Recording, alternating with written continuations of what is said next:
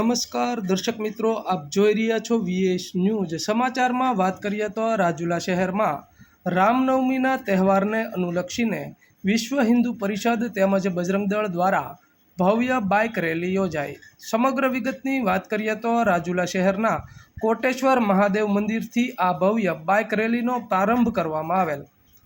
આ રેલીમાં મોટી સંખ્યામાં હિન્દુ સમાજના લોકો જોડાયા હતા અને આ રેલી રાજુલા શહેરના મુખ્ય માર્ગો જેવા કે જાફરાબાદ રોડ, હઠીલા હનુમાનજી મંદિર, બસ સ્ટેન્ડ ચોક, ટાવર ચોક, પોલીસ સ્ટેશન ચોક, ચંદા ગેસ્ટ હાઉસ, માર્કેટિંગ યાર્ડ થઈ ભૂદેવનાથ મહાદેવ મંદિર, છતડિયા રોડ ખાતે પૂર્ણ કરવામાં આવી હતી અને રાજુલાના મોહન ટાવર ખાતે ધ્વજા ચડાવવામાં આવી હતી.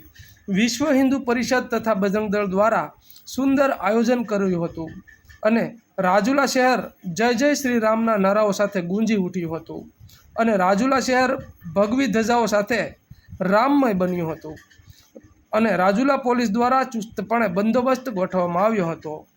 તો આવા અવનવા સમાચારો જોવા માટે જોતા રહો વીએસ ન્યૂઝ. પરિષદ, બજરંગ દળ, બધી ભાગીદાર સંસ્થાઓએ જે ભવ્ય રેલીનું આયોજન કર્યું છે એમાં મારી સાથે ભારતીય જનતા પાર્ટીની ટીમ પણ જોડાણી છે અને કાલે રાજુલા શહેરમાં દિવાળી જેવો જે માહોલ છે રામનવમીનો, આખું ગામ રામનવમી ઉજવવા જે બપોર પછી 4 વાગ્યે જે ભવ્ય રેલી નીકળવાની છે એ રેલીમાં રાજુલા અને રાજુલા તાલુકાના બધાય ભાઈઓ બહેનો અને યુવાનો આ રેલીમાં જોડાય એવું આહ્વાન કરું છું.